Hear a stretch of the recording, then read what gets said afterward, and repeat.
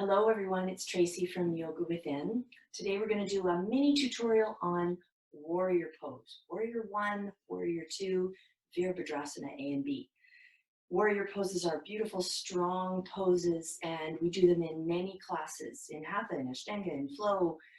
You're probably familiar with them. But let's look at a few different ways that you can get into the pose and just a few modifications for you, okay? So we're going to start with warrior 1. And let's just stand at the front of our mats and take the hands to the hips. So to come into warrior 1, we're going to take the left foot back behind us and just start with keeping the heel up. So keeping the foot at the ball of the foot. We're going to walk the right foot over to the right of the mat, just so you get a little bit of width between the feet. And then you're going to drop that left heel. So think about pressing down through the heel and the outside of the foot. Now bend this front knee and drop the hips down. So my torso is facing this way, and this is actually not what I want. We want to turn it towards this leg. So because we've widened the feet, it makes it a little bit easier. So think about turning that left hip forward, right hip back a little bit, so that your torso is facing that front leg, okay? If you need more distance between the feet, then keep walking that right foot over to the right. Good, so you're facing forward, and here you are in warrior 1, even without the arms. So keep thinking about pressing back through that back heel, and think about even that baby toe touching the mat, moving down towards the mat. This knee is in line with your toes, and you want to keep it right above the ankle. So to add the arms, we're going to lift up the arms overhead and bring the palms together. Good. So you want to have your arms as straight as you can. Soften those shoulders. Reach out through the fingers. And if you have a little trouble with the shoulders, drop the arms down a little bit. Keep the gaze going forward towards those thumbs. If you want to deepen it, you can lift up the arms, take the drishti or the gaze with you up to the thumbs, and just keep breathing here. That's what you really want to remember, right? Bending down through the hips so you can deepen into the pose. Let's bring the hands back to our hips. Good. Straighten the leg. And let's just turn towards the center. We're going to do the other side in just a moment here. So just remembering to keep those feet apart. So if you have them right in front of each other, you get a little bit wobbly. But if you open them up like they're on train tracks, you have a little more foundation. So that's one really great tip. Let's turn the right toes in, turn the left toes out, and we're going to come into the same pose on the other side.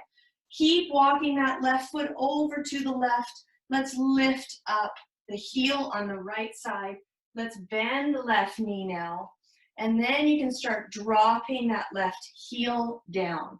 So just trying to get your legs into the position first really can help. Then you can start bringing that right hip forward to face that left leg, okay?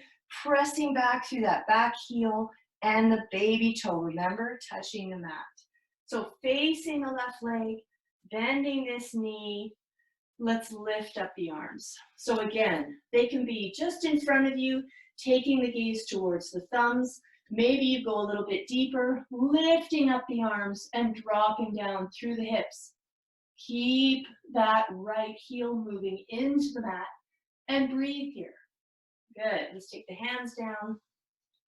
Good. Let's turn towards the front and just shake out the hips a little bit. So that is warrior 1.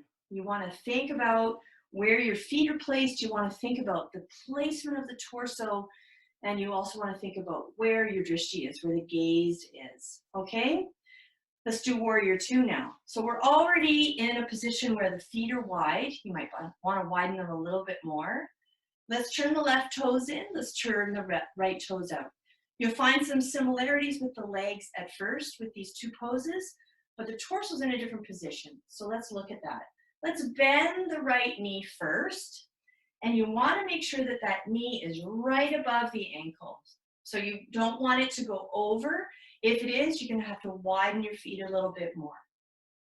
Also, turn that knee out towards the baby toe. Open it up. Yeah. So then you're not knocking the knee in and putting some pressure on it. So open it up. You're going to feel that in the thigh. It's working. Keep pressing back through that left heel just like we did before. Now, same thing with the torso. We're not going to face this way. We want to open it right up so you are completely sideways. So as much as you can, you are in line with the leg. So dropping down through the hips, this is warrior two. You want to feel the grounding of the feet on your mat, and then you can add the arms, reaching out through the fingers and taking your gaze over the right hand. Try not to crunch up the shoulders. I see this all the time. And then I'll say, drop your shoulders, and everybody does this. So that's good. Try to keep the shoulders down. Take the gaze over that right hand.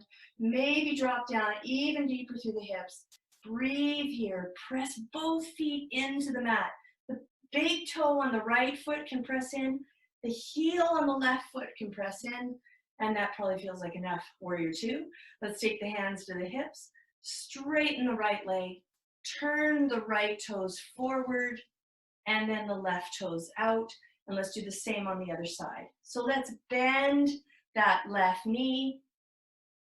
So again, just reminding yourself where everything is. Is your right heel pressing down and the baby toe on the mat? Is your knee in line with that heel and opening up towards the baby toe? And where's the torso? Let's open it up to the front. Good. Dropping those hips down. Then you can add the arms, reaching out both ways, and then looking out over the left hand. Breathe here. Good. There you are with beautiful warrior two. Awesome. Let's take the hands back, straighten the leg, bring the foot back, and let's just walk these feet in. Great. So that is basic warrior one and warrior two. I'm going to show you just one more thing, a little combination of going from downward dog to warrior one to warrior two. And you can try this at home.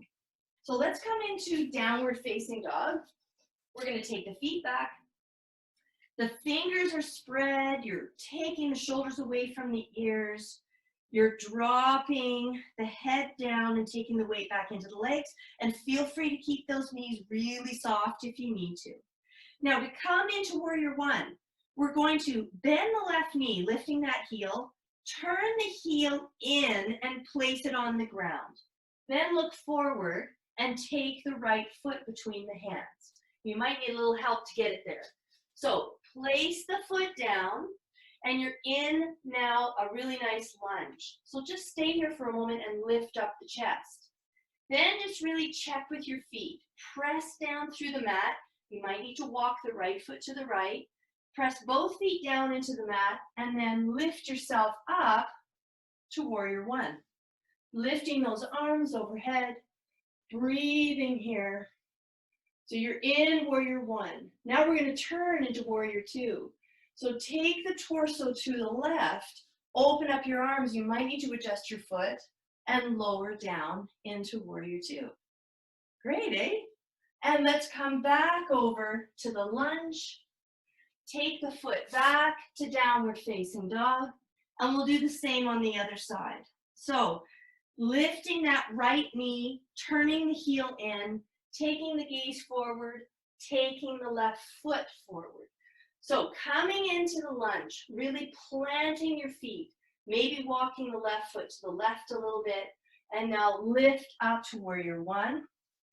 Take the arms up, breathing here, reaching up through the hands, dropping down through the hips, and then turn the torso to the right and open up the arms so you're in warrior two on this side. That torso's turning, you're taking the gaze over the left fingers, reaching out through both hands. Good, let's come back down to downward facing dog, and then just bring the knees down. Good.